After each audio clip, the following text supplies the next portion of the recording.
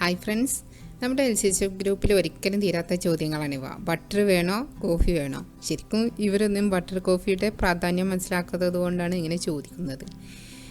നമ്മുടെ ഫാറ്റ് റിവേഴ്സിന് സഹായമാകുന്ന പ്രധാന സഹായിയാണ് butter coffee. ഉടനെ തന്നെ അതിനെക്കുറിച്ചൊരു വീഡിയോ ഞാൻ ചെയ്യുന്നുണ്ട് ഇൻഷാല്ല. എനിവേ, ബട്ടർ കോഫി രുചി കൂട്ടുന്ന ഒരു മാർഗവുമായിട്ടാണ് ഇന്നത്തെ വീഡിയോ. ആൽമണ്ട് ബട്ടർ കൊണ്ടുള്ള ബട്ടർ കോഫി. ഞങ്ങൾ കഴിഞ്ഞ തവണ ഫാം സൂപ്പർ മാർക്കറ്റിൽ പോയപ്പം അവിടെ കണ്ട സ്പെഷ്യൽ ഐറ്റമാണിത്. ഒരു പ്രിസർവേറ്റീവ്സും ചേർക്കാത്ത ഫ്രഷ് ഒന്ന്. ഒരിക്കലും കൂടി പറയട്ടെ, ഒരു പ്രിസർവേറ്റീവും ചേരാത്ത വെരി സ്പെഷ്യൽ ഒന്നായിട്ടുള്ള ആൽമണ്ട് ബട്ടറാണ്. ഇനി ഇതുകൊണ്ട് എങ്ങനെയാണ് ഞാൻ ബട്ടർ കോഫി ഉണ്ടാക്കിയതെന്ന് നോക്കാം. ഈ ഒരു ബട്ടറിൻ്റെ വിശേഷം ഞാൻ ഇൻസ്റ്റഗ്രാമിൽ പോസ്റ്റ് ചെയ്തിരുന്നു. അപ്പോൾ ഇൻസ്റ്റഗ്രാം ഫോളോവേഴ്സൊക്കെ കണ്ടിട്ടുണ്ടാകും. ഇതുവരെയും ഫോളോ ചെയ്യാത്തവരൊന്ന് ഇൻസ്റ്റഗ്രാം ഫോളോ ചെയ്തേക്കണേ. അപ്പോൾ നമുക്ക് പുതിയൊരു റെസിപ്പിയിലേക്ക് പോകാം. ഞാനിവിടെ 2 കപ്പ് വെള്ളം തിളപ്പിക്കാൻ വേണ്ടി വെച്ചിട്ടുണ്ട്. നിങ്ങൾക്ക് വേണമെങ്കിൽ 2-3 സ്പൂണ് പാല് ഒരു ചായയിലേക്ക് എടുക്കാം കേട്ടോ. മാക്സിമം 4-5 സ്പൂണ് ചായയിലേക്ക് മറ്റായിട്ട് ഉപയോഗിക്കാനേ പറ്റുള്ളൂ പാലിൻ്റെ കാര്യത്തിൽ. പിന്നെ ഞാനിവിടെ എടുത്തിട്ടുള്ളത് ക്ലസനയുടെ 100% കോഫി ബീനായിട്ടുള്ള കാപ്പിപ്പൊടിയാണ്. അപ്പോൾ ഇതിൽ നിന്ന് 5 ഗ്രാം വരുന്ന ഒരു സ്പൂണ് ഇട്ട് കൊടുക്കുന്നുണ്ട്. 2 പേർക്ക് വേണ്ടിയിട്ടാണ് ഇത്ര ഇടുന്നത് കേട്ടോ. പിന്നെ നല്ലൊരു നെസ്ലെ ക്ലാസിക് പോലെ തന്നെ നല്ലൊരു അത്യാവശ്യം കടുപ്പുള്ള ഒരു കോഫിയാണിത്. അപ്പോൾ ഇത്ര ഇട്ടിട്ട് തീ ഓഫ് ചെയ്തു. പിന്നെ ഇവിടെ എടുത്തത് നമ്മളന്ന് വാങ്ങിച്ച ഫാമിൽ നിന്ന് വാങ്ങിച്ച ആൽമണ്ട് ബട്ടറാണ്. സാധാരണ നമ്മൾ പാക്കറ്റ് ആൽമണ്ട് ബട്ടർ വാങ്ങുമ്പോൾ അതിനകത്ത് വെജിറ്റബിൾ ഓയിലും പ്രിസർവേറ്റീവ്സും ഒക്കെ ഉണ്ടാകും.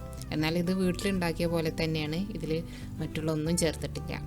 അപ്പോൾ അതിൽ നിന്ന് ഒരു 10-15 ഗ്രാമോളം ഉണ്ടാകും. ഒരു ടേബിൾ സ്പൂണ് ഞാൻ എടുത്തിടുന്നുണ്ട്.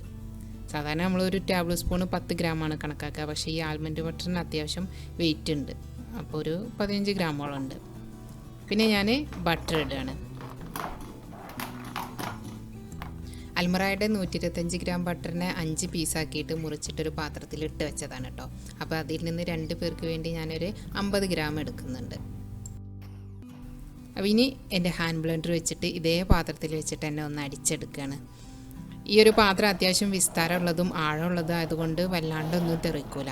ഈ ഹാൻഡ് ബ്ലെൻഡറിൻ്റെ കൂടെ തന്നെ വരുന്നുണ്ട് അതിന് ഉപയോഗിക്കാൻ പറ്റിയൊരു പാത്രം. പക്ഷെ അതൊരു നല്ലൊരു ഗ്ലാസ് അല്ല, ഒരു പ്ലാസ്റ്റിക് ടൈപ്പ് ആയതുകൊണ്ടാണ് പിന്നെ അങ്ങനെയുള്ളത് ഞങ്ങൾ യൂസ് ചെയ്യാത്തത്.